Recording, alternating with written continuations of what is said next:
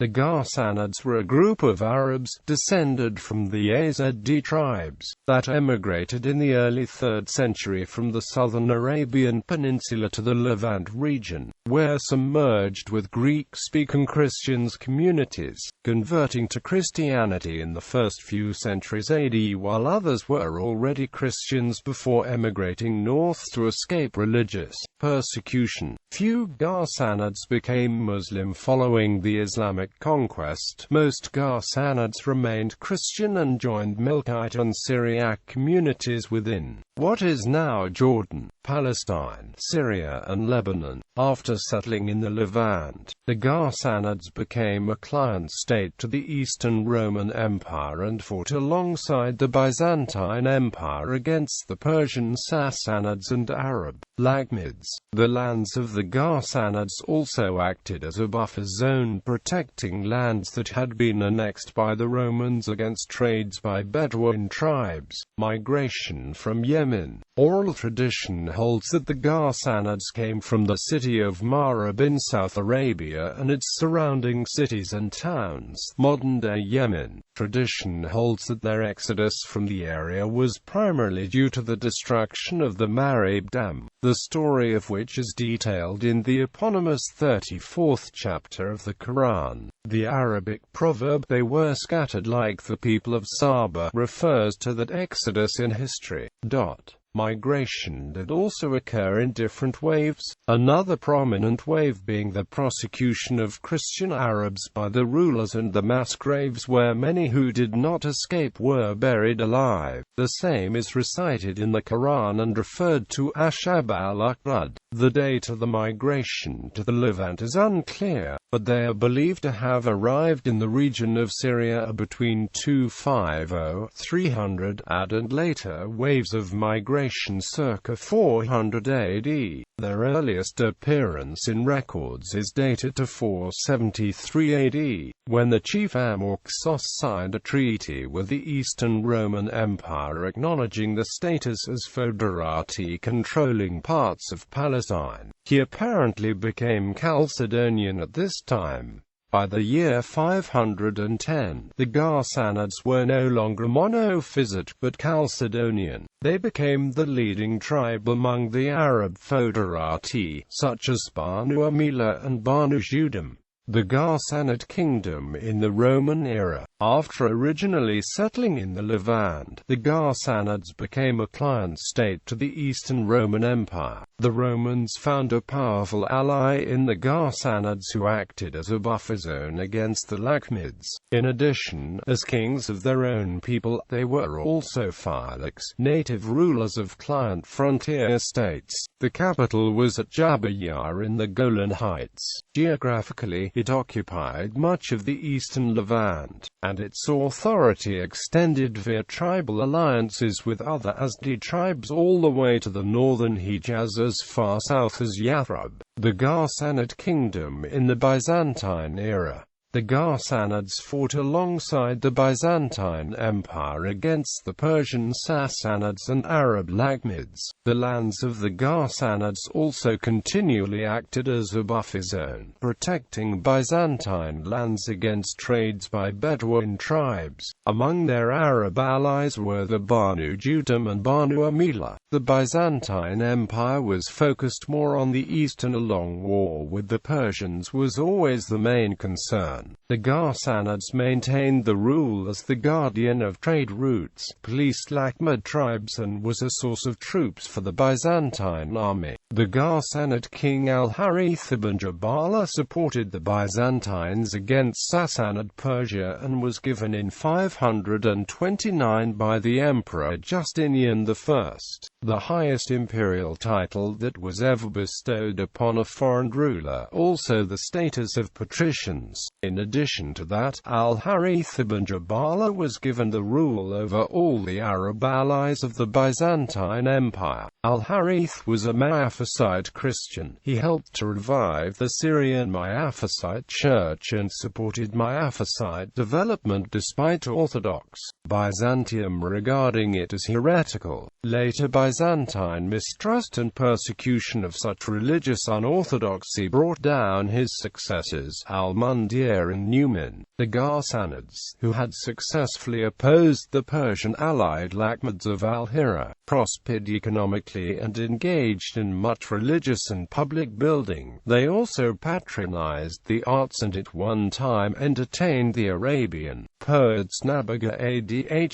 Dubyani and Hassan ibn Thabit at their courts. After the fall of the First Kingdom of Ghassan, King Jabala ibn al-Ayhim established a government in exile in Byzantium. Ghassanid influence on the empire lasted centuries. The climax of this presence was the elevation of one of his descendants, Nicephorus I, to the throne and his establishment of a short-lived dynasty that can be described as the Nicephorian-Phosid dynasty in the 9th century. But Nicephorus was not only a mere Ghassanid descendant, he claimed the headship of the Ghassanid dynasty using the eponym of King Jaffna, the founder of the dynasty, rather than merely express himself descendant of King Jabala. The Ghassanids and Islam. The Ghassanids remained a Byzantine vassal state until its rulers in the Eastern Byzantine Empire were overthrown by the Muslims in the 7th century, following the Battle of Yarmouk in 636 AD. At the time of the Muslim conquest, the Ghassanids were no longer united by the same Christian faiths. Some of them accepted union with the Byzantine Chalcedonian Church, others remained faithful to monophysitism, and a significant number of them maintained the Christian religious identity and decided to side with the Muslim armies to emphasize the loyalty to their Arabic roots and in recognition of the wider context of a rising Arab empire under the veil of Islam. It is worth noting that a significant percentage of the Muslim armies in the Battle of Mu'tah were Christian Arabs. Several of those Christian Arab tribes in today's modern Jordan who sided with the Muslim armies were recognized by exempting them from paying jizya. Jizya is a form of tax paid by non-Muslims. Muslims paid another form of tax called zakah. Later, those who remained Christian joined Melkite Syriac communities. The remnants of the Ghassanids were dispersed throughout Asia Minor. Jabala ibn al-Ayhim ordeal with Islam. There are different opinions why Jabala and his followers didn't convert to Islam. Some opinions go along the general idea that the Ghassanids were not interested yet in giving up their status as the lords and nobility of Syria. Below is quoted the story of Jabala's return to the land of the Byzantines as told by 9th century historian al-Baladuri. Jabala ibn al-Ayhim sided with the Ansar, saying, "You are our brethren and the sons of our fathers," and professed Islam. After the arrival of Umar ibn al-Khattab in Syria, year 17, Jabala had a dispute with one of the Muzayni and knocked out his eye. Umar ordered that he be punished, upon which Jabala said, "Is his eye like mine? Never, by Allah, shall I abide in a town where I am under authority." He then apostatized and went to the land of the Greeks. This Jabala was the king of Ghassan and the successor of al-Harith ibn Abi Shim. Ghassanid kings. Earlier kings are traditional, actual dates highly uncertain. Jaffna I ibn Amra. Amra I ibn Jaffna. Thalaba ibn Amra. Al-Harith I ibn Th. Alabar. Jabala I ibn al-Harith I. Al-Harith II ibn Jabala ibn Maria. Al-Mundir I Senior ibn al-Harith II with ... Al-Ayhim ibn al-Harith II and ... Al-Mundir II Junior ibn al-Harith II and ... Al-Numan I ibn al-Harith II and ... Amra II ibn al-Harith II and ... Jabala II ibn al-Harith II. Jaffna II ibn al-Mundir I with ... Al-Numan II ibn al-Mundir I. Al-Numan III ibn Amra ibn al-Mundir I. Jabala III ibn al-Numan. Al-Numan IV ibn al-Ayhim with ... Al-Harith III ibn al-Ayhim and ... al-Numan v Ibn al-Harith, al-Mundiyah 2 Ibn al-Numan with ... Amra 3 Ibn al-Numan and ... Hijr Ibn al-Numan, al-Harith IV Ibn Hijr, Jabala IV Ibn al-Harith, al-Amr IV Ibn Machi, al-Harith V Ibn Jabala, al-Mundiyah 3 Ibn al-Harith with ...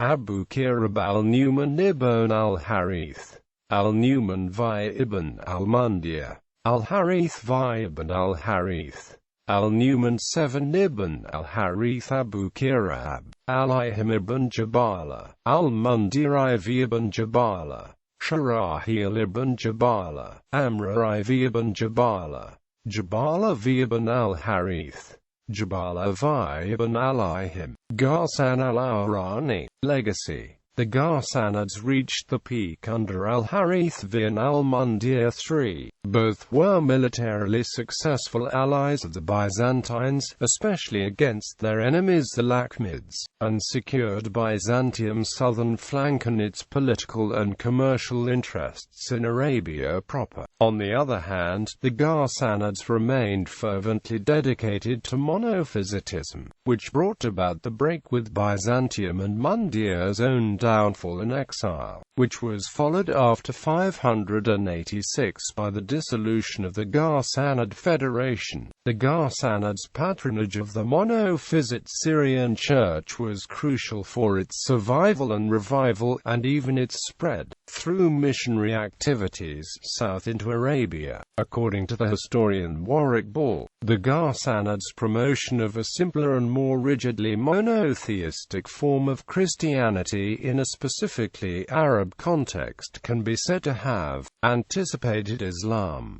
Ghassanid rule also brought a period of considerable prosperity for the Arabs on the eastern fringes of Syria, as evidenced by a spread of urbanization and the sponsorship of several churches, monasteries and other buildings. The surviving descriptions of the Ghassanid courts impart an image of luxury and an active cultural life, with patronage of the arts, music and especially Arab language poetry. In the words of Ball, the Ghassanid courts were the most important centers for Arabic poetry before the rise of the caliphal courts under Islam, and the court culture, including the penchant for desert palaces like Qasr ibn Wardan, provided the model for the Umayyad caliphs and their court. After the fall of the First Kingdom in the 7th century, several dynasties, both Christian and Muslim, ruled, claiming to be a continuation of the House of Ghassan. Besides the Phocedonic-Phorian dynasty of the Byzantine Empire, other rulers claimed to be the heirs of the royal Ghassanids. The Rasulid sultans ruled from the 13th until the 15th century in Yemen,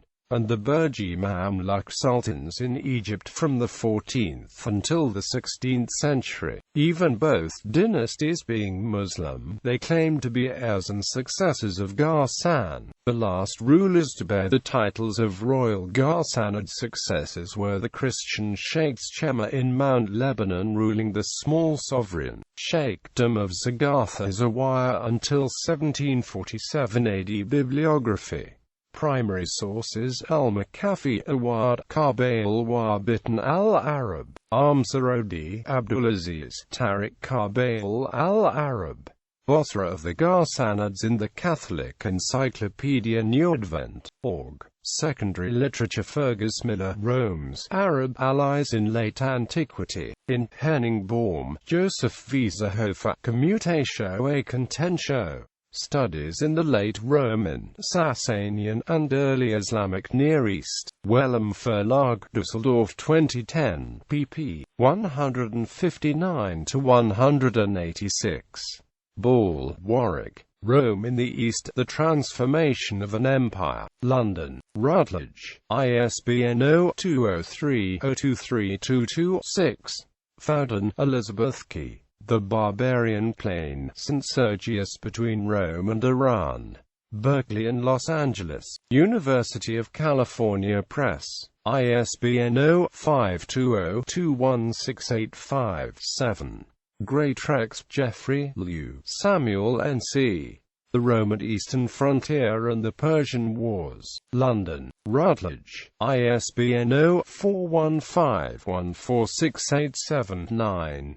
Kajdan Alexander Petrovich, ed. The Oxford Dictionary of Byzantium. New York and Oxford, Oxford University Press. ISBN 978-019-504652-6. Shahid Irfan, Ghassan, The Encyclopedia of Islam, New Edition, Volume 2, C.G. Leiden and New York, Brill, pp. 462-463. ISBN 9004070265. Shahid Irfan, Byzantium and the Arabs in the 6th Century, Volume 1. Washington, D.C., Dumbarton Oaks, ISBN 978088402-214-5.